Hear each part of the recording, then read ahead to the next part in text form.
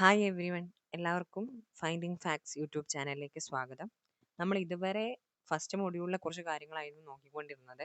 Motion, അതിൽ തന്നെ loss of മോഷനും നമ്മൾ കണ്ടു. Motion in A straight line, അതേപോലെ തന്നെ വെക്റ്റർ, അഡീഷൻ, മൾട്ടിപ്ലിക്കേഷൻ, അങ്ങനത്തെ കാര്യങ്ങളൊക്കെ ഒന്ന് ചെറുതായി പറഞ്ഞു പോയിരുന്നു. അതേപോലെ ലോസ് ഓഫ് മോഷനിൽ ന്യൂട്ടൺസ് ലോസ് കണ്ടു, വർക്ക് എനർജി തിയറം കണ്ടു, വർക്ക് എനർജി ആൻഡ് പവർ എന്ന ചാപ്റ്ററിൽ നിന്ന് ഉള്ള കുറച്ച് ഭാഗങ്ങൾ കണ്ടു. പിന്നെ റൊട്ടേഷണൽ മോഷൻ. ഇങ്ങനെ ഫസ്റ്റ് മൊഡ്യൂളിലെ കുറച്ച് കാര്യങ്ങളായിരുന്നു നമ്മൾ നോക്കിക്കൊണ്ടിരുന്നത്. ഇന്ന് നമ്മൾ ഇതിൻ്റെ ഒക്കെ ഒരു സമ്മറി, ഒരു ജസ്റ്റ് റിവിഷൻ ആയിട്ട് നമ്മൾ പറയുകയാണ്. അപ്പോൾ ഇന്ന് നമ്മൾ നേരിട്ട് റിവിഷനിലേക്ക് എല്ലാം ഒന്ന് പറഞ്ഞു പോകുന്നുണ്ട്. ഇതിൽ ഇക്വേഷൻസ്, അതായത് ഫോർമുലാസ് ഒന്നും നമ്മൾ ഈ ക്ലാസ് പറയുന്നില്ല. അത് നമ്മൾ കഴിഞ്ഞ ക്ലാസ്സിൽ ഒരു വീഡിയോ ഇട്ടിരുന്നു, മൊത്തം ഫോർമുലാസിൻ്റെ ഒരു വീഡിയോ.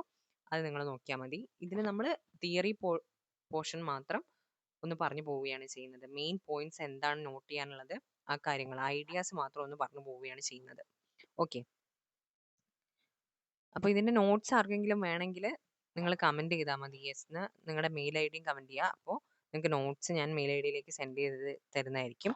അപ്പോൾ നമുക്ക് തുടങ്ങാം. അപ്പോൾ ആദ്യത്തെ നമ്മുടെ പോർഷൻ എന്ന് പറയുന്നത് ഡിസ്റ്റൻസ് ആൻഡ് ഡിസ്പ്ലേസ്മെന്റ്, അല്ലെങ്കിൽ ദൂരവും സ്ഥാനാന്തരവുമാണ്. സഞ്ചരിച്ച പാതയുടെ നീളമാണ് ദൂരം. സഞ്ചരിച്ച പാതയുടെ നീളമാണ് ദൂരം. ദൂരത്തിന്റെ യൂണിറ്റ് മീറ്റർ ആണ്. ദൂരത്തിന്റെ യൂണിറ്റ് മീറ്റർ ആണ്. ആദ്യ സ്ഥാനത്ത് നിന്ന് അന്ത്യസ്ഥാനത്തേക്കുള്ള നേർരേഖ ദൂരമാണ് സ്ഥാനാന്തരം. ആദ്യ സ്ഥാനത്ത് നിന്ന് അന്ത്യസ്ഥാനത്തേക്കുള്ള നേർരേഖ ദൂരമാണ് സ്ഥാനാന്തരം. സ്ഥാനാന്തരത്തിന് ദിശയും പരിമാണവും ഉണ്ട്. സ്ഥാനാന്തരത്തിന് ദിശയും പരിമാണവും ഉണ്ട്. സ്ഥാനാന്തരം അല്ലെങ്കിൽ displacement is a vector quantity. It has magnitude as well as direction. സ്ഥാനാന്തരത്തിന്റെ യൂണിറ്റ് മീറ്റർ ആണ്. സ്ഥാനാന്തരത്തിന്റെ യൂണിറ്റ് മീറ്റർ ആണ്. സ്ഥാനാന്തരത്തിന്റെയും ദൂരത്തിന്റെയും പരിമാണം തുല്യമല്ല. എപ്പോഴും തുല്യമായിരിക്കണം എന്നില്ല. തുല്യമാകുന്ന സന്ദർഭങ്ങളുമുണ്ട്. എന്നാലും ജനറലി നമ്മൾ പറയുന്ന സമയത്ത് നമുക്ക് തുല്യമല്ല എന്ന് പറയാം. ദൂരം സ്ഥാനാന്തരത്തിന്റെ പരിമാണത്തിന് തുല്യമോ അതിൽ കൂടുതലോ ആയിരിക്കും. ദൂരം എന്ന് പറയുന്നത് സ്ഥാനാന്തരത്തിന്റെ പരിമാണത്തിന്, അതായത് മാഗ്നിറ്റ്യൂഡിന് തുല്യമോ അതിൽ കൂടുതലോ ആയിരിക്കും. ഒരു വസ്തു സഞ്ചരിക്കുന്നത് ഒരേ ദിശയിലാണെങ്കിൽ അതിന്റെ സ്ഥാനാന്തരത്തിന്റെയും ഒരേ ദിശയിൽ നേർരേഖയിലാണെങ്കിൽ എന്നുകൂടെ ഉണ്ട് കേട്ടോ. ഒരു വസ്തു സഞ്ചരിക്കുന്നത് ഒരേ ദിശയിൽ നേർരേഖയിലാണെങ്കിൽ അതിന്റെ സ്ഥാനാന്തരത്തിന്റെയും ദൂരത്തിന്റെയും പരിമാണം ഒന്നു തന്നെയായിരിക്കും. ഒരു വസ്തു സഞ്ചരിക്കുന്നത് ഒരേ ദിശയിൽ നേർരേഖയിലാണെങ്കിൽ അതിന്റെ സ്ഥാനാന്തരത്തിന്റെയും ദൂരത്തിന്റെയും പരിമാണം ഒന്നു തന്നെയായിരിക്കും. ഒരു വസ്തു ഒരു സ്ഥാനത്ത് നിന്നും മറ്റൊരു സ്ഥാനത്തേക്ക് ഏത് പാതയിലൂടെ സഞ്ചരിച്ചാലും ആദ്യ സ്ഥാനവും അന്ത്യസ്ഥാനവും തമ്മിലുള്ള നേർരേഖാ ദൂരമാണ് സ്ഥാനാന്തരം. ഒരു വസ്തു ഒരു സ്ഥാനത്ത് നിന്നും മറ്റൊരു സ്ഥാനത്തേക്ക് ഏത് പാതയിലൂടെ സഞ്ചരിച്ചാലും ആദ്യ സ്ഥാനവും അന്ത്യസ്ഥാനവും തമ്മിലുള്ള നേർരേഖാ ദൂരമാണ് സ്ഥാനാന്തരം. ഒരു ചലനഗതിയിൽ സ്ഥാനാന്തരം 0 ആവാം, പക്ഷെ അവിടെയുള്ള പാദാദൈർഘ്യം ഒരിക്കലും 0 ആവില്ല. ദൂരം എപ്പോഴും ഒരു ക്വാണ്ടിറ്റി ഉണ്ടാവും, അതൊരിക്കലും 0 ആവില്ല. വാഹനങ്ങൾ സഞ്ചരിച്ച ദൂരം രേഖപ്പെടുത്താൻ ഉപയോഗിക്കുന്ന ഉപകരണമാണ് ഓഡോമീറ്റർ. വാഹനങ്ങൾ സഞ്ചരിച്ച ദൂരം രേഖപ്പെടുത്താൻ ഉപയോഗിക്കുന്ന ഉപകരണമാണ് ഓഡോമീറ്റർ. വേഗവും പ്രവേഗവും, യൂണിറ്റ് സമയം കൊണ്ട് സഞ്ചരിച്ച ദൂരമാണ് വേഗം. വേഗം ഒരു അദിശ അളവാണ്, അതായത് ഒരു സ്കെയിലാർ ക്വാണ്ടിറ്റി ആണ്. വേഗം എന്ന് പറയുന്നത് ദൂരം ബൈ സമയമാണ്. വേഗത്തിന്റെ യൂണിറ്റ് മീറ്റർ പെർ സെക്കൻഡ് ആണ്. യൂണിറ്റ് സമയത്തിൽ ഉണ്ടായ സ്ഥാനാന്തരമാണ് പ്രവേഗം. യൂണിറ്റ് സമയത്തിൽ ഉണ്ടായ സ്ഥാനാന്തരമാണ് പ്രവേഗം. പ്രവേഗം എന്ന് പറയുന്നത് സ്ഥാനാന്തരം ബൈ സമയമാണ്. പ്രവേഗം ഈസ് ഈക്വൽ ടു സ്ഥാനാന്തരം ബൈ സമയമാണ്. ഇനി പ്രവേഗത്തിന്റെ യൂണിറ്റ് എന്ന് പറയുന്നത് മീറ്റർ പെർ സെക്കൻഡ് ആണ്. ഭൂമി സ്വയം തിരിയുന്നത് ഭൂമധ്യരേഖ പ്രദേശത്ത് 1667 കിലോമീറ്റർ പെർ അവർ വേഗതയിലും ഭൂമി സൂര്യനെ ചുറ്റുന്നത് 1,06,000 കിലോമീറ്റർ പെർ അവർ വേഗതയിലുമാണ്. നോട്ടിക്കൽ മൈൽ വ്യോമയാന ഗതാഗത രംഗത്തും സമുദ്ര ഗതാഗത രംഗത്തും ദൂരം അളക്കുന്നതിനുള്ള യൂണിറ്റ് ആണ്. നോട്ടിക്കൽ മൈൽ എന്ന് പറയുന്നത് വ്യോമയാന ഗതാഗത രംഗത്തും സമുദ്ര ഗതാഗത രംഗത്തും ദൂരം അളക്കുന്നതിനുള്ള യൂണിറ്റ് ആണ്. ഒരു നോട്ടിക്കൽ മൈൽ എന്ന് പറയുന്നത് 1.852 കിലോമീറ്റർ ആണ്. ഒരു നോട്ടിക്കൽ മൈൽ എന്ന് പറയുന്നത് 1.852 കിലോമീറ്റർ ആണ്. കപ്പലുകളുടെയും വിമാനങ്ങളുടെയും വേഗം അളക്കുന്നതിനുള്ള യൂണിറ്റ് നോട്ടാണ്. KNOT നോട്ടാണ്. ഒരു നോട്ട് എന്നത് മണിക്കൂറിൽ ഒരു നോട്ടിക്കൽ മൈൽ സഞ്ചരിക്കുന്നതിനുള്ള വേഗമാണ്. ഒരു നോട്ട് എന്ന് നമ്മൾ പറയുന്നത് മണിക്കൂറിൽ ഒരു നോട്ടിക്കൽ മൈൽ സഞ്ചരിക്കുന്നതിനുള്ള വേഗമാണ്. ഇനി സമവേഗവും അസമവേഗവും ഉണ്ട്. ചലനത്തിലുള്ള വസ്തു തുല്യ സമയ ഇടവേളയിൽ തുല്യ ദൂരമാണ് സഞ്ചരിക്കുന്നതെങ്കിൽ സമവേഗമായിരിക്കും. ചലനത്തിലുള്ള വസ്തു തുല്യ സമയ ഇടവേളകളിൽ തുല്യ ദൂരമാണ് സഞ്ചരിക്കുന്നതെങ്കിൽ സമവേഗമായിരിക്കും. തുല്യ സമയ ഇടവേളകളിൽ തുല്യ ദൂരമല്ല സഞ്ചരിക്കുന്നതെങ്കിൽ അസമവേഗമായിരിക്കും. തുല്യ സമയ ഇടവേളകളിൽ തുല്യ ദൂരമല്ല സഞ്ചരിക്കുന്നതെങ്കിൽ അസമവേഗമായിരിക്കും. വാഹനത്തിന്റെ വേഗം അളക്കുന്ന ഉപകരണം സ്പീഡോമീറ്റർ ആണ്. ഒരു വാഹനത്തിന്റെ വേഗം അളക്കുന്ന ഉപകരണം സ്പീഡോമീറ്റർ ആണ്. സമപ്രവേഗവും അസമപ്രവേഗവും എന്ന് പറയുന്ന ഒരു കോൺസെപ്റ്റാണ് ഈ നോക്കാൻ പോകുന്നത്. ഒരു വസ്തുവിന്റെ ചലനദിശ മാറിക്കൊണ്ടിരിക്കുകയാണെങ്കിൽ ആ വസ്തുവിന്റെ പ്രവേഗവും മാറിക്കൊണ്ടിരിക്കും. ചലനദിശ മാറുന്നതിനനുസരിച്ച് വസ്തുവിന്റെ പ്രവേഗം മാറിക്കൊണ്ടിരിക്കും. കാരണം പ്രവേഗം ഒരു വെക്റ്റർ ക്വാണ്ടിറ്റി ആണ്, അതായത് ഒരു സദിശ അളവാണ്. അത് അതിന്റെ ഡയറക്ഷനെ, അതിന്റെ ദിശയെ സ്വാധീനിച്ച് ഇരിക്കുന്നു എന്നുള്ള കാര്യമാണ്. ഒരു വസ്തുവിന്റെ സ്ഥാനാന്തരത്തിന്റെ അളവ് തുല്യ സമയ ഇടവേളകളിൽ തുല്യമായിരിക്കുകയും ഒരേ ദിശയിൽ സഞ്ചരിക്കുകയും ചെയ്യുമ്പോൾ ആ വസ്തുവിന്റെ പ്രവേഗം സമപ്രവേഗമായിരിക്കും. ഒരു വസ്തുവിന്റെ സ്ഥാനാന്തരത്തിന്റെ അളവ് തുല്യ സമയ ഇടവേളകളിൽ തുല്യമായിരിക്കുകയും ഒരേ ദിശയിൽ സഞ്ചരിക്കുകയും ചെയ്യുമ്പോൾ ആ വസ്തുവിന്റെ പ്രവേഗം സമപ്രവേഗമായിരിക്കും. അതായത് അതിനൊരു ഉദാഹരണം നൽകിയിരിക്കുന്നത് പ്രകാശം ശൂന്യതയിലൂടെ സഞ്ചരിക്കുന്നത് എന്നുള്ളതാണ്. ഒരു വസ്തുവിന്റെ വേഗം, ദിശ എന്നിവയിൽ ഏതെങ്കിലും ഒന്ന് മാറിയാൽ വസ്തുവിന്റെ പ്രവേഗം അസമപ്രവേഗമാണ്. ഒരു വസ്തുവിന്റെ വേഗം, ദിശ അതിൽ ഏതെങ്കിലും ഒന്ന് മാറിയാൽ മതി, അത് അസമപ്രവേഗമായിട്ട് മാറുന്നു. സ്റ്റേഷനിൽ നിന്ന് പുറപ്പെട്ട് നീങ്ങുന്ന ട്രെയിൻ, അതേപോലെ അതാണ് അതിനൊരു ഉദാഹരണമായിട്ട് നമ്മൾ നൽകിയിട്ടുള്ളത്. സ്റ്റേഷനിൽ നിന്ന് ഒരു ട്രെയിൻ പുറപ്പെടുമ്പോൾ അതിന് എല്ലാ സമയത്തും ഒരേ പ്രവേഗമായിരിക്കണം എന്നില്ല. അതുകൊണ്ടാണ് അത് അസമപ്രവേഗത്തിലാണ് എന്ന് പറയുന്നത്. അടുത്ത കോൺസെപ്റ്റ് ശരാശരി പ്രവേഗവും ശരാശരി വേഗവുമാണ്. സ്ഥാനാന്തരത്തിനെ സമയ ഇടവേള കൊണ്ട് ഹരിക്കുന്നതിനെയാണ് നമ്മൾ ശരാശരി പ്രവേഗം എന്ന് വിളിക്കുന്നത്. ഇതിന്റെയൊക്കെ ഫോർമുലാസ് നമ്മൾ കഴിഞ്ഞ ക്ലാസ്സിൽ തന്നിരുന്നു. ശരാശരി വേഗത എന്നത് ആകെ സഞ്ചരിച്ച പാതാദൈർഘ്യവും അതുമായി ബന്ധപ്പെട്ട് സമയ ഇടവേളയും തമ്മിലുള്ള അനുപാതമാണ്. അതായത് ശരാശരി വേഗത എന്ന് പറയുന്നത് പാതാദൈർഘ്യം ബൈ സമയ ഇടവേളയാണ്. ശരാശരി വേഗത എന്നത് ആകെ സഞ്ചരിച്ച പാതാദൈർഘ്യവും അതുമായി ബന്ധപ്പെട്ട സമയ ഇടവേളയും തമ്മിലുള്ള അനുപാതമാണ്. തൽക്ഷണ പ്രവേഗവും തൽക്ഷണ വേഗവുമാണ് ഇനി നോക്കുന്നത്. സമയ ഇടവേള വളരെ ചെറുതായിരിക്കുമ്പോൾ വസ്തുവിന്റെ ശരാശരി പ്രവേഗത്തിന്റെ പരിധിയെ തൽക്ഷണ പ്രവേഗം എന്ന് നിർവചിക്കുന്നു. അതായത് limit delta t tends to 0 ആകുന്ന സമയത്ത് dx/dt ആണ് എന്ത്, dv, അതായത് തൽക്ഷണ പ്രവേഗം എന്ന് പറയുന്നത്. സമയ ഇടവേള വളരെ ചെറുതായിരിക്കുമ്പോൾ വസ്തുവിന്റെ ശരാശരി പ്രവേഗത്തിന്റെ പരിധിയെ തൽക്ഷണ പ്രവേഗം എന്ന് നിർവചിക്കുന്നു. ഒരു വസ്തു നിശ്ചല അവസ്ഥയിൽ നിന്ന് യാത്ര തിരിക്കുമ്പോഴും നിർബാധം താഴേക്ക് വധിക്കുമ്പോഴും അതിന്റെ ആദ്യ പ്രവേഗം 0 ആയിരിക്കും. അതായത് ഒരു വസ്തു റെസ്റ്റിൽ നിന്ന് യാത്ര തുടങ്ങുമ്പോഴും അതേപോലെ തന്നെ ഫ്രീലി ഫാൾ ചെയ്യുമ്പോഴും അതിന്റെ ആദ്യത്തെ പ്രവേഗം, ഇനീഷ്യൽ വെലോസിറ്റി എന്ന് പറയുന്നത് 0 ആയിരിക്കും. ഒരു വസ്തു റെസ്റ്റിലാകുമ്പോൾ അതിന്റെ അന്ത്യപ്രവേഗം 0 ആയിരിക്കും. അതായത് നിശ്ചലാവസ്ഥയിലേക്ക് പോകുന്ന സമയത്ത് അതിന്റെ അന്ത്യപ്രവേഗം 0 ആയിരിക്കും. മുകളിലേക്ക് എറിയപ്പെടുന്ന വസ്തുക്കൾ അതിന്റെ സഞ്ചാരപഥത്തിലെ ഏറ്റവും ഉയർന്ന അവസ്ഥയിലായിരിക്കുമ്പോൾ ആദ്യ പ്രവേഗം എന്ന് പറയുന്നത് 0 ആണ്. മുകളിലേക്ക് എറിയപ്പെടുന്ന വസ്തുക്കൾ അതിന്റെ സഞ്ചാരപഥത്തിലെ ഏറ്റവും ഉയർന്ന അവസ്ഥയിലായിരിക്കുമ്പോൾ അന്ത്യപ്രവേഗം 0 ആണ്.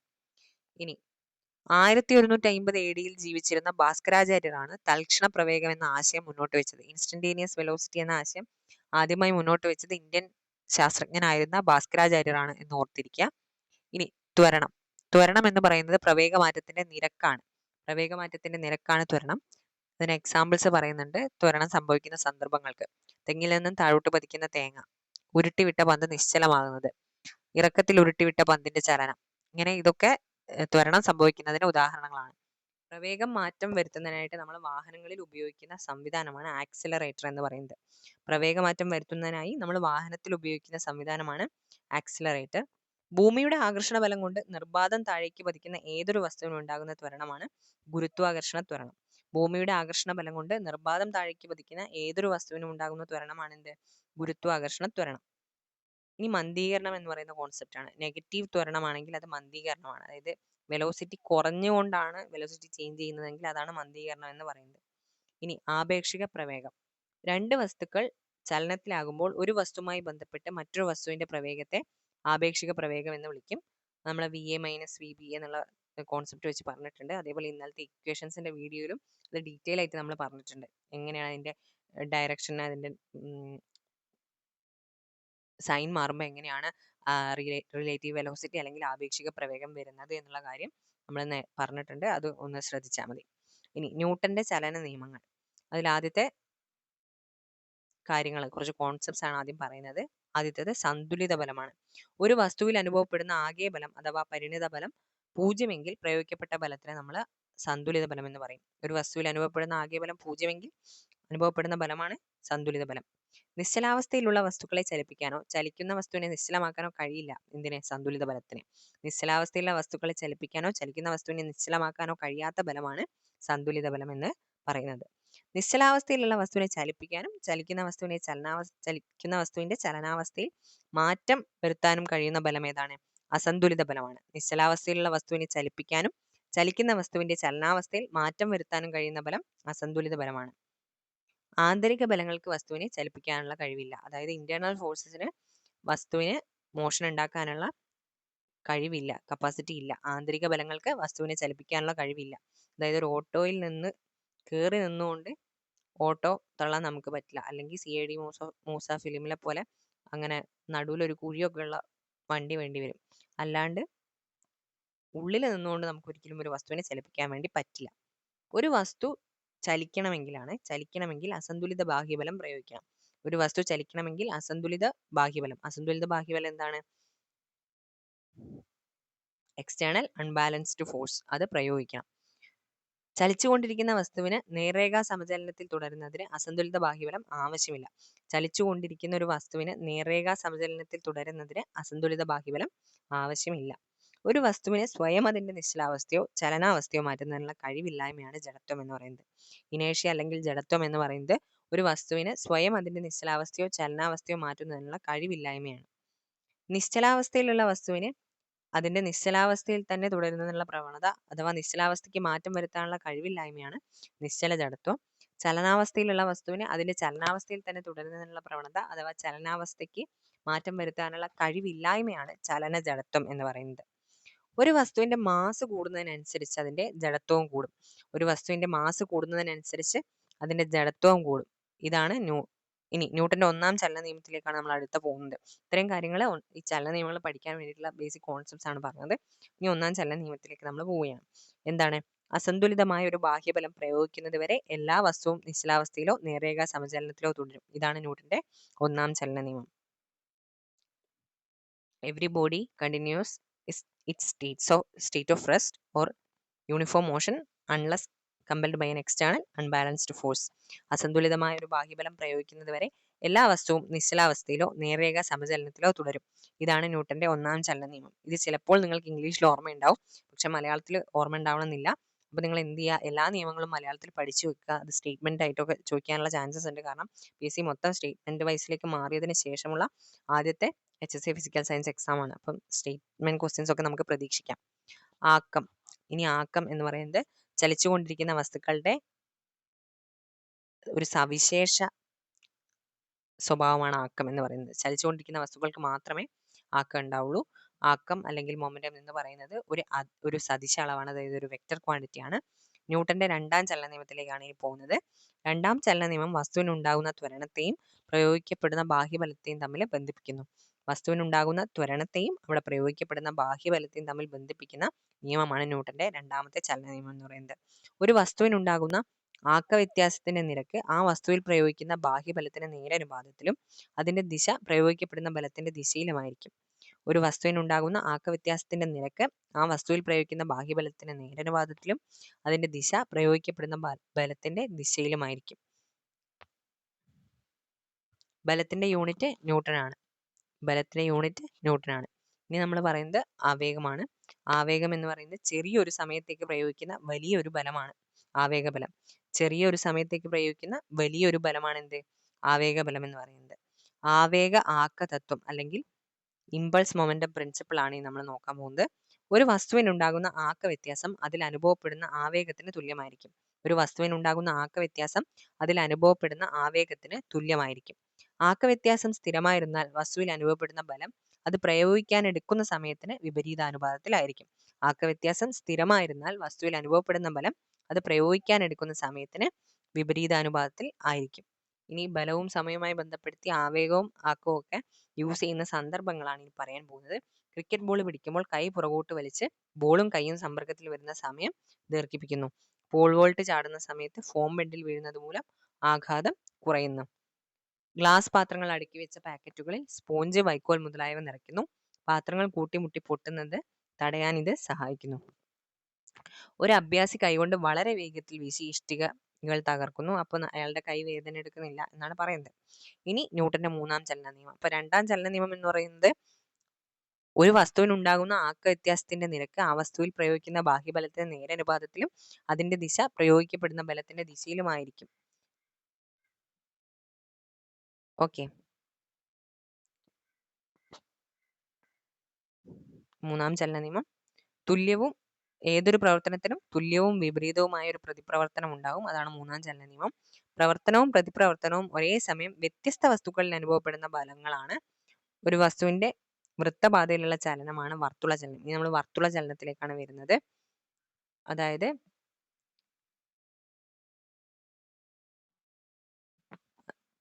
തുല്യവും വിപരീതവുമായ ഒരു പ്രതിപ്രവർത്തനം ഉണ്ടാവും എന്ന് പറഞ്ഞല്ലോ. പ്രവർത്തനവും പ്രതിപ്രവർത്തനവും ഒരേ സമയം വ്യത്യസ്ത വസ്തുക്കൾ, അതായത് every action will have an equal and opposite reaction നമ്മൾ പഠിച്ചിട്ടുണ്ട്. പക്ഷേ ഈ ആക്ഷൻ റിയാക്ഷനും രണ്ട് ഫോഴ്സസ് ആണ്. അത് ഒരേ സമയം രണ്ട് വ്യത്യസ്ത വസ്തുക്കളിലാണ് അനുഭവപ്പെടുന്നത് എന്ന് നമ്മൾ ആലോചിക്കണം. ഓക്കെ, ഇനി വർത്തുള ചലനം എന്നുള്ള കോൺസെപ്റ്റാണ് ഇനി നോക്കുന്നത്. വൃത്തപാതയിലുള്ള ചലനമാണ് വർത്തുള ചലനം. വർത്തുള ചലനത്തിൽ വസ്തുവിന് ആരത്തിലൂടെ വൃത്ത കേന്ദ്രത്തിലേക്ക് അനുഭവപ്പെടുന്ന ത്വരണത്തിന് നമ്മൾ അഭികേന്ദ്ര ത്വരണം എന്ന് പറയും.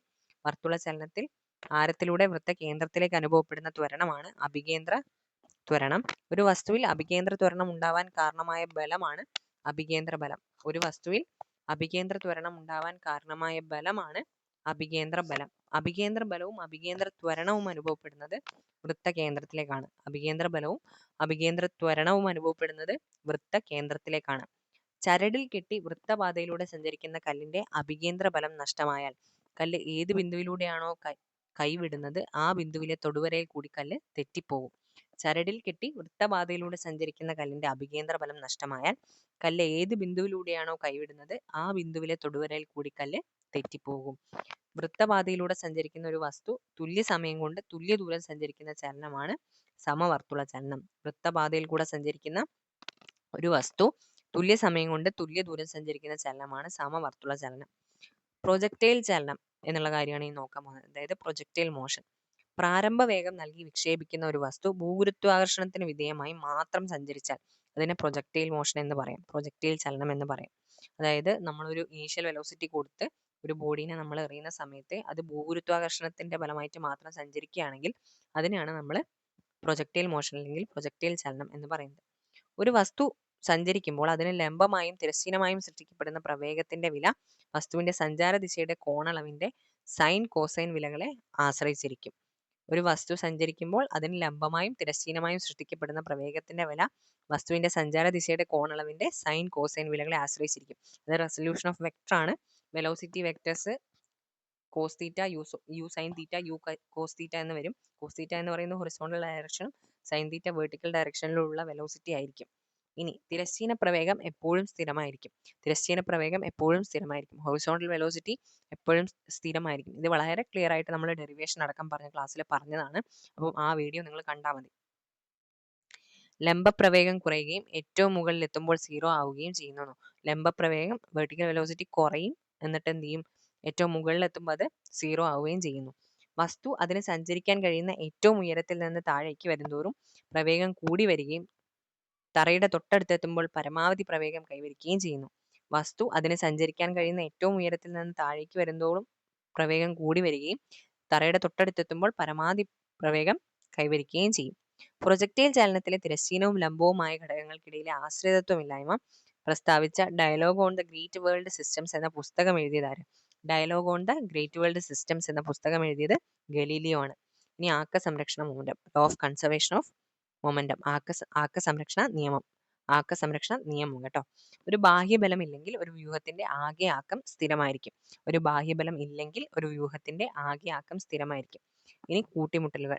ഒരു ചെറിയ സമയ ഇടവേളയിൽ രണ്ടോ അതിലധികമോ വസ്തുക്കൾ തമ്മിലുള്ള ഇടപെടലിനെയാണ് നമ്മൾ കൂട്ടിമുട്ടൽ എന്ന് പറയുന്നത്. ഒരു ചെറിയ സമയ ഇടവേളയിൽ രണ്ടോ അതിലധികമോ വസ്തുക്കൾ തമ്മിലുള്ള ഇടപെടലിനെ നമ്മൾ കൂട്ടിമുട്ടൽ എന്ന് പറയും. കൂട്ടിമുട്ടൽ രണ്ട് തരമുണ്ട്. ഇലാസ്തികമായ കൂട്ടിമുട്ടലുമുണ്ട്, ഇലാസ്തികമല്ലാത്ത കൂട്ടിമുട്ടലുമുണ്ട്. എല്ലാ കൂട്ടിമുട്ടലുകളിലും ആകെ രേഖീയാക്കം സംരക്ഷിക്കപ്പെടുന്നുണ്ട്. എല്ലാ കൂട്ടിമുട്ടലുകളിലും ആകെ രേഖീയാക്കം സംരക്ഷിക്കപ്പെടും. അതായത് ഒരു വ്യൂഹത്തിന്റെ ആദ്യ ആക്കം അന്തിമ ആക്കത്തിന് തുല്യമായിരിക്കും. ഒരു വ്യൂഹത്തിന്റെ ആദ്യ ആക്കം അന്തിമ ആക്കത്തിന് തുല്യമായിരിക്കും. എന്നാൽ ആകെ ഗതികോർജം സംരക്ഷിക്കപ്പെടണമെന്നില്ല. ആകെ ഗതികോർജത്തിന്റെ ഒരു ഭാഗം മറ്റു തരത്തിലുള്ള ഊർജങ്ങളായിട്ട് മാറും.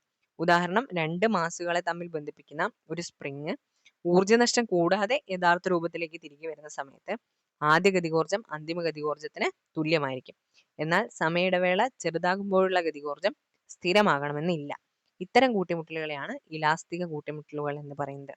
ഒരു കൂട്ടിമുട്ടലിൽ കൂട്ടിയിടിക്ക് ശേഷം രണ്ട് കാര്യങ്ങളും ഒരുമിച്ച് സഞ്ചരിക്കുകയാണെങ്കിൽ, രണ്ട് കണികകളും ഒരുമിച്ച് സഞ്ചരിക്കുകയാണെങ്കിൽ അതിനെ പൂർണ്ണമായും ഇലാസ്തികമല്ലാത്ത കൂട്ടിമുട്ടൽ എന്ന് പറയും. ഇതിനെ ഭാഗികമായി മാറുകയും ഭാഗികമായിട്ട് മാത്രമാണെങ്കിൽ ആദ്യം ഇലാസ്തികമല്ലാത്ത കൂട്ടിമുട്ടൽ എന്നും പറയും. ഇനി ഭ്രമണഗതികം അല്ലെങ്കിൽ റൊട്ടേഷണൽ മോഷനാണ് നമ്മൾ നോക്കുന്നത്. അതായത് ഒരു അക്ഷത്തെ അടിസ്ഥാനമാക്കിയിട്ടുള്ള ചലനമാണ് ഭ്രമണം എന്ന് പറയുന്നത്. ഫോർ എക്സാമ്പിൾ പമ്പരം, വാഹനങ്ങളുടെ ചക്രം, അതൊക്കെ എക്സാമ്പിൾ ആണ്. ഒരു ദൃഢവസ്തുവിനെ ഒരു നേർരേഖയിൽ ഉറപ്പിക്കുകയാണെങ്കിൽ അവയ്ക്ക് ഭ്രമണ ചലനം മാത്രമേ സാധ്യമാവുകയുള്ളൂ. വസ്തുവിനെ ഉറപ്പിച്ചിരിക്കുന്ന രേഖയെ ഭ്രമണ അക്ഷം എന്ന് പറയുന്നു. ദ്രവ്യമാന കേന്ദ്രം, ഒരു വസ്തുവിലെ കണങ്ങളുടെ മാസ് കേന്ദ്രീകരിച്ചിരിക്കുന്ന ബിന്ദുവാണ് ദ്രവ്യമാന കേന്ദ്രം അല്ലെങ്കിൽ സെന്റർ ഓഫ് മാസ് എന്ന് പറയുന്നത്. ഒരു കണികാ വ്യവസ്ഥയ്ക്ക് മേൽ പ്രയോഗിക്കപ്പെടുന്ന മൊത്തം ബാഹ്യബലം 0 ആവുമ്പോൾ ആ വ്യവസ്ഥയുടെ ആകെ രേഖീയാക്കം സ്ഥിരമായിരിക്കും. ഇത് നേർരേഖ ആക്കത്തിന്റെ സംരക്ഷണ നിയമം എന്നറിയപ്പെടുന്നു. Law of conservation of linear momentum ആണ് പറഞ്ഞത്. ഒരു കണികാ വ്യവസ്ഥയ്ക്ക് മേൽ പ്രയോഗിക്കപ്പെടുന്ന മൊത്തം ബാഹ്യബലം 0 ആവുമ്പോൾ ആ വ്യവസ്ഥയുടെ ആകെ രേഖീയാക്കം സ്ഥിരമായിരിക്കും. ഇതാണ് നേർരേഖ ആക്കത്തിന്റെ സംരക്ഷണ നിയമം എന്നറിയപ്പെടുന്നത്. വൃത്താകാര പാതയിൽ സഞ്ചരിക്കുന്ന ഒരു വസ്തുവിന്റെ കോണീയ സ്ഥാനാന്തരത്തിന്റെ സമയനിരക്ക് കോണീയ പ്രവേഗമാണ്. വൃത്താകാര പാതയിൽ സഞ്ചരിക്കുന്ന ഒരു വസ്തുവിന്റെ കോണീയ സ്ഥാനാന്തരത്തിന്റെ സമയനിരക്ക് കോണീയ പ്രവേഗമാണ്. കോണീയ പ്രവേഗത്തിന്റെ SI യൂണിറ്റ് എന്ന് പറയുന്നത് റേഡിയൻ പെർ സെക്കൻഡ് ആണ്. കോണീയ പ്രവേഗത്തിന്റെ SI യൂണിറ്റ് എന്ന് പറയുന്നത് റേഡിയൻ പെർ സെക്കൻഡ് ആണ്. സ്പെല്ലിംഗ് മിസ്റ്റേക്ക് ഉണ്ട്, കറക്റ്റ് ചെയ്തിട്ട് വായിക്കാം കേട്ടോ. റേഡിയൻ പെർ സെക്കൻഡ് ആണ്.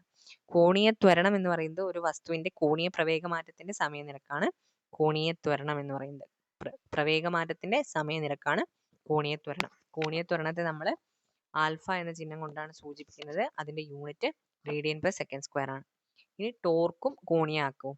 ടോർക്ക് എന്ന് പറയുന്നത് ഒരു അക്ഷത്തെ അടിസ്ഥാനമാക്കി വസ്തുവിനെ കറക്കാനുള്ള ബലത്തിന്റെ ശേഷി, അതാണ് ടോർക്ക് എന്ന് പറയുന്നത്. വസ്തുവിനെ കറക്കാനുള്ള ബലത്തിന്റെ ശേഷിയാണ് ടോർക്ക് എന്ന് പറയുന്നത്. പരിക്രമണം ചെയ്യുന്ന ഒരു വസ്തുവിനെ അതിന്റെ അക്ഷത്തിനെ ആധാരമാക്കി അനുഭവപ്പെടുന്ന ആക്കമാണ് കോണീയ ആക്കം. പരിക്രമണം ചെയ്യുന്ന ഒരു വസ്തുവിന് അതിന്റെ അക്ഷത്തിനെ ആധാരമാക്കി അനുഭവപ്പെടുന്ന ആക്കമാണ് കോണീയ ആക്കം. കോണീയ ആക്ക സംരക്ഷണ നിയമമുണ്ട്, അതായത് law of conservation of angular momentum. അതായത് ബാഹ്യ ടോർക്ക് അനുഭവപ്പെടുന്നില്ലെങ്കിൽ ആ വസ്തുവിന്റെ കോണീയ ആക്കം ഒരു സ്ഥിരസംഖ്യയായിരിക്കും. ബാഹ്യ ടോർക്കൊന്നും അനുഭവപ്പെടുന്നില്ലെങ്കിൽ ആ വസ്തുവിന്റെ കോണീയ ആക്കം എന്ന് പറയുന്നത് ഒരു സ്ഥിരസംഖ്യയായിരിക്കും. ഇനി ജഡത്വാകൂർണം അല്ലെങ്കിൽ എന്താണ് മൊമെന്റ് ഓഫ് ഇനേഷ്യ എന്താണെന്ന് നോക്കാം. ഭ്രമണം ചെയ്യുന്ന ഒരു വസ്തു കോണീയ ത്വരണത്തിനെതിരെ സൃഷ്ടിക്കുന്ന പ്രതിരോധത്തിന്റെ അളവാണ് ജഡത്വാകൂർണം. ഭ്രമണം ചെയ്യുന്ന ഒരു വസ്തു കോണീയ ത്വരണത്തിനെതിരെ സൃഷ്ടിക്കുന്ന പ്രതിരോധത്തിന്റെ അളവാണ് ജഡത്വാകൂർണം. രേഖീയ ചലനത്തിൽ മാസിനുള്ള സ്ഥാനമാണ് കോണീയ ചലനത്തിൽ ജഡത്വാകൂർണത്തിനുള്ളത്. രേഖീയ ചലനത്തിൽ മാസിനുള്ള സ്ഥാനമാണ് കോണീയ ചലനത്തിന് എന്തിനുള്ളത്? ജഡത്വാകൂർണത്തിനുള്ളത്. ഒരു കണികയുടെ ജഡത്വാകൂർണം അതിന്റെ മാസും പരിക്രമണ അക്ഷത്തിൽ നിന്ന് കണികയിലേക്കുള്ള ദൂരത്തിന്റെ വർഗവും തമ്മിലുള്ള ഗുണനഫലത്തിന് തുല്യമാണ്. ഒരു കണികയുടെ ജഡത്വാകൂർണം അതിന്റെ മാസും പരിക്രമണ അക്ഷത്തിൽ നിന്ന് കണികയിലേക്കുള്ള ദൂരത്തിന്റെ വർഗവും തമ്മിലുള്ള ഗുണനഫലത്തിന് തുല്യമാണ്. ഇനി ആരമിക ഭ്രമണം. ആരമിക ഭ്രമണം എന്നുള്ളത് കൊണ്ട് ഉദ്ദേശിക്കുന്നത് റേഡിയസ് ഓഫ് ഗൈറേഷൻ ആണ്. റേഡിയസ് ഓഫ് ഗൈറേഷൻ ഒരു വസ്തുവിന്റെ ആകെ മാസിന് തുല്യമായ മാസുള്ളതും വസ്തുവിന്റെ അക്ഷത്തിന് ആധാരമായ ജഡത്വാകൂർണമുള്ളതുമായ ഒരു വസ്തുവിന്റെ അക്ഷത്തിൽ നിന്നുള്ള അകലത്തെയാണ് നമ്മൾ എന്ത് പറയുന്നത്? ആരമിക ഭ്രമണം അല്ലെങ്കിൽ റേഡിയസ് ഓഫ് ഗൈറേഷൻ എന്ന് പറയുന്നത്. ഒരു വസ്തുവിന്റെ ആകെ മാസിന് തുല്യമായ മാസുള്ളതും വസ്തുവിന്റെ അക്ഷത്തിന് ആധാരമായ ജഡത്വാകൂർണമുള്ളതുമായ ഒരു വസ്തുവിന്റെ അക്ഷത്തിൽ നിന്നുള്ള അകലത്തെ നമ്മൾ എന്ത് പറയും? റേഡിയസ് ഓഫ് ഗൈറേഷൻ അല്ലെങ്കിൽ ആരമിക ഭ്രമണം എന്ന് പറയും. ഇനി ജഡത്വാകൂർണ സിദ്ധാന്തങ്ങൾ അല്ലെങ്കിൽ മൊമെന്റ് ഓഫ് ഇനേഷ്യ കണ്ടുപിടിക്കാനുള്ള പ്രിൻസിപ്പിൾസ് രണ്ടെണ്ണാണുള്ളത്. ഒന്ന് ലംബ അക്ഷ സിദ്ധാന്തം, അതായത് പെർപെൻഡിക്കുലർ ആക്സിസ് തിയറം. രണ്ടാമത്തേത് സമാന്തര അക്ഷ സിദ്ധാന്തം അല്ലെങ്കിൽ പാരലൽ ആക്സിസ് തിയറം. അപ്പൊ അതെങ്ങനെയാണ് നോക്കാം. ഒരു പരന്ന പ്രതലമുള്ള വസ്തുവിന്റെ ലംബ അക്ഷത്തിന് ആധാരമായ ജഡത്വാകൂർണം ആ പ്രതലിൽ തന്നെ പരസ്പര ലംബമായ അക്ഷങ്ങൾക്ക് ആധാരമായ ജഡത്വാകൂർണങ്ങളുടെ തുകയ്ക്ക് തുല്യമായിരിക്കും. ഒരു പരന്ന പ്രതലമുള്ള വസ്തുവിന്റെ ലംബ അക്ഷത്തിന് ആധാരമായ ജഡത്വാകൂർണം ആ പ്രതലത്തിൽ തന്നെ പരസ്പര ലംബമായ അക്ഷങ്ങൾക്ക് ആധാരമായ ജഡത്വാകൂർണങ്ങളുടെ തുകയ്ക്ക് തുല്യമായിരിക്കും. ഇനി സമാന്തര അക്ഷ സിദ്ധാന്തം. എന്താണ് സമാന്തര അക്ഷ സിദ്ധാന്തം? ഒരക്ഷത്തിലൂടെയുള്ള വസ്തുവിന്റെ ജഡത്വാകൂർണം എന്നത് ദ്രവ്യമാന കേന്ദ്രത്തിലൂടെ കടന്നു പോകുന്ന സമാന്തര അക്ഷം ആധാരമായുള്ള ജഡത്വാകർഷണത്തിന്റെയും വസ്തുവിന്റെ മാസിന്റെയും രണ്ട് അക്ഷങ്ങൾ തമ്മിലുള്ള അകലത്തിന്റെ വർഗത്തിന്റെയും ഗുണനഫലവും തമ്മിലുള്ള തുകയായിരിക്കും. ഈ രണ്ട് തിയറം നമ്മൾ വളരെ നന്നായിട്ട് എക്സ്പ്ലെയിൻ ചെയ്ത് വീഡിയോയിൽ ഇട്ടിട്ടുണ്ട്. അപ്പം ഇതിൽ കുറച്ച് സ്പെല്ലിംഗ് മിസ്റ്റേക്സ് ഒക്കെ ഉണ്ട്. അപ്പോൾ നിങ്ങൾ കറക്റ്റ് ചെയ്ത് ആ വീഡിയോ കൂടെ കണ്ടിട്ട് മാത്രം നിങ്ങൾ നോട്ട്സ് എഴുതിയെടുക്കുന്നുണ്ടെങ്കിൽ എഴുതിയെടുക്കുക. ഓക്കെ, അപ്പോൾ ഒരക്ഷത്തിലൂടെയുള്ള വസ്തുവിന്റെ ജഡത്വാകൂർണം എന്നത് ദ്രവ്യമാന കേന്ദ്രത്തിലൂടെ കടന്നുപോകുന്ന സമാന്തര അക്ഷം ആധാരമായുള്ള ജഡത്വാകൂർണത്തിന്റെയും വസ്തുവിന്റെ മാസിന്റെയും രണ്ട് അക്ഷങ്ങൾ തമ്മിലുള്ള അകലത്തിന്റെ വർഗത്തിന്റെയും ഗുണനഫലവും തമ്മിലുള്ള തുകയായിരിക്കും. ഓക്കെ അല്ലേ? ഓക്കെ, അപ്പൊ ഇത്രയും കാര്യങ്ങളാണ്. പിന്നെ നമ്മൾ വർക്ക് എനർജി തിയറത്തിലുള്ള കുറച്ച് കാര്യങ്ങൾ കൂടെ പറഞ്ഞു പോവുകയാണ്. Work energy theorem, law of conservation of energy, അത്തരം കാര്യങ്ങളാണ് ഇതിൽ പറയാനുള്ളത്. അതായത് ബലം, work done by a force ഒക്കെ, ആ ഇന്റഗ്രൽ അതിൽ കൂടുതലായിട്ടും ന്യൂമറിക്കൽസ് ആണ് ചോദിക്കുക. അപ്പോൾ അതിൽ അല്ലാതെ ചോദിക്കാൻ ചാൻസ് ഉള്ള ഒരു പാർട്ട് എന്ന് പറയുന്നത് സംരക്ഷിത ബലങ്ങൾ അല്ലെങ്കിൽ കൺസർവേറ്റീവ് ഫോഴ്സ് എന്ന് പറയുന്ന ഭാഗമാണ്. നമ്മൾ ഡീറ്റെയിൽ ആയിട്ട് കഴിഞ്ഞ ക്ലാസ്സിൽ പറഞ്ഞിരുന്നു. ഒരു ബലം ചെയ്ത പ്രവൃത്തി പാതയെ ആശ്രയിക്കുന്നില്ലെങ്കിൽ അത്തരം ബലങ്ങൾ അറിയപ്പെടുന്നതാണ് സംരക്ഷിത ബലങ്ങൾ. അത് നമ്മുടെ ഹിൽ ടോപ്പിലേക്ക് പോകുന്ന സമയത്ത് ഹൈക്ക് ചെയ്യുന്ന കാര്യം പറഞ്ഞിട്ട് നമ്മൾ അത് റിലേറ്റ് ചെയ്തിരുന്നു. പിന്നെ ഊർജ്ജ സംരക്ഷണ നിയമം എന്ന് പറയുന്ന സംഭവം, അതായത് ഊർജ്ജത്തിനെ നിർമ്മിക്കാനോ നശിപ്പിക്കാനോ സാധ്യമല്ല, ഒരു ഫോമിൽ നിന്ന് മറ്റൊരു ഫോമിലേക്ക് മാറ്റാനേ സാധ്യമായിട്ടുള്ളൂ. അത്തരം കാര്യങ്ങളൊക്കെ ഒന്ന് ശ്രദ്ധിക്കുക. വർക്ക് എനർജി തിയറവും നന്നായിട്ടൊന്ന് പഠിക്കുക, ഓടിച്ച് പഠിക്കുക. അത് അത്ര ഡീറ്റെയിൽ ആയിട്ട് നമുക്ക് സിലബസിൽ പറയാത്തതുകൊണ്ടാണ് വർക്ക് എനർജി തിയറം നമ്മളൊന്നുകൂടെ നോട്ട്സ് പ്രിപ്പയർ ചെയ്യാതിരുന്നത്. പക്ഷേ 2 ക്ലാസ്സിൽ നമ്മൾ ഡീറ്റെയിൽ ആയിട്ട് നോട്ട്സ് ഒക്കെ വെച്ച് തന്നെ പറഞ്ഞിട്ടുണ്ട്. ജസ്റ്റ് റിവിഷനിൽ തന്നെ നോട്ട്സ് ഉൾപ്പെടുത്തിയിട്ടില്ല എന്നുള്ളൂ. അപ്പോൾ ഇത്രയും കാര്യങ്ങളാണ് നമ്മൾ ഇന്നത്തെ റിവിഷനിൽ നമ്മൾ കാണുന്നത്. അപ്പോൾ എല്ലാവരും പഠനം തുടർന്നുകൊണ്ടേയിരിക്കുക. ഒരു ദിവസം പോലും കളയാതെ നിങ്ങളുടെ ടൈം കളയാതെ പഠനം തുടർന്നുകൊണ്ടേയിരിക്കുക. ടൈം ടേബിൾ വെച്ചാണ് നിങ്ങളെ പഠനം. നമ്മൾ ടൈം ടേബിൾ ഇട്ടിരുന്നു. ആ ടൈം ടേബിൾ വെച്ച് തന്നെ നിങ്ങൾ പഠിക്കുക. അതിൻ്റെ കൂട്ടത്തിൽ ഈ വീഡിയോസ് കണ്ടുപോകുക. അപ്പം നിങ്ങൾക്ക് റിവിഷൻ ആവും. അതായത് നിങ്ങൾ പഠിച്ചു കഴിഞ്ഞ കാര്യങ്ങൾ ഒന്നും കൂടെ നിങ്ങൾക്ക് മനസ്സിലാക്കാൻ വേണ്ടി കഴിയും. അതേപോലെ പഠിച്ചു തുടങ്ങാത്ത ആളുകൾക്കും ഹെൽപ്ഫുൾ ആകുന്ന രീതിയിലാണ് നമ്മൾ ഡീറ്റെയിൽ ആയിട്ട് ഓരോ കാര്യങ്ങളും പറയുന്നത്. ഇടയ്ക്കിടയ്ക്ക് നമ്മൾ റിവിഷൻ നൽകാനുള്ള കാരണം മറന്നു പോകാതിരിക്കാൻ വേണ്ടിയിട്ടാണ്.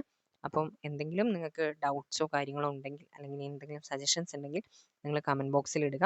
ലൈക്ക് ചെയ്യുക. നിങ്ങളുടെ ഫ്രണ്ട്സ് ആരെങ്കിലും എക്സാമിന് പ്രിപ്പയർ ചെയ്യുന്നവരുണ്ടെങ്കിൽ അവർക്കും വീഡിയോ ഷെയർ ചെയ്ത് കൊടുക്കുക. അതേപോലെ സബ്സ്ക്രൈബ് ചെയ്യുക. സബ്സ്ക്രൈബ് ചെയ്തിട്ട് ബെൽ ബട്ടൺ എനാബിൾ ചെയ്യുക. അങ്ങനെയാണെങ്കിൽ മാത്രമേ നിങ്ങൾക്ക് ഞാൻ വീഡിയോ ഇടുന്ന സമയത്ത് തന്നെ നിങ്ങൾക്ക് വീഡിയോ കിട്ടൂ. അപ്പോൾ നിങ്ങൾക്ക് ആ ഒരു ടൈം വേസ്റ്റ് ചെയ്യാതെ പെട്ടെന്ന് വീഡിയോ കണ്ട ഒരു റിവിഷൻ ആയിട്ട് നിങ്ങൾക്ക് കണ്ടുപോകാം. അപ്പോൾ നിങ്ങൾ ബസ്സിൽ പോകുന്ന സമയത്തോ യാത്ര ചെയ്യുന്ന സമയത്തോ ഒക്കെ നിങ്ങളുടെ കയ്യിൽ ബുക്കില്ല എന്നുണ്ടെങ്കിൽ നിങ്ങൾക്ക് ഈ ഒരു ഇയർഫോണും വെച്ചുകൊണ്ട് കേൾക്കാൻ പാകത്തിനാണ് ഈ വീഡിയോസ് ഒക്കെ ചെയ്തിട്ടുള്ളത്. അപ്പോൾ പെട്ടെന്ന് ഒരു റിവിഷൻ എന്നുള്ള നിലയ്ക്ക് നിങ്ങൾക്ക് ഹെൽപ്ഫുൾ ആകാൻ വേണ്ടിയിട്ടാണ് നമ്മൾ ഇടയ്ക്കിടയ്ക്ക് റിവിഷൻ തരുന്നത്. അപ്പോൾ ഇനി നിങ്ങൾക്ക് റിവിഷൻസ് ഉണ്ടാവും. നമ്മൾ എടുക്കാനുള്ള പോർഷൻസ് കംപ്ലീറ്റ് ചെയ്യുന്നതിനനുസരിച്ച് നമ്മൾ ആ പോർഷൻസിനോടൊപ്പം റിവിഷനും പോകുന്നതായിരിക്കും. അവസാനമാണ് നമ്മൾ ന്യൂമറിക്കൽസിൻ്റെ റിവിഷൻ വരുന്നത്. അതായത് നമ്മുടെ പ്രോബ്ലംസിൻ്റെ റിവിഷൻ വരുന്നത്. അവസാനത്തെ ഒരു 5 ദിവസം കംപ്ലീറ്റ് ആയിട്ട് ന്യൂമറിക്കൽസ് ആയിരിക്കും ഉണ്ടാവുക.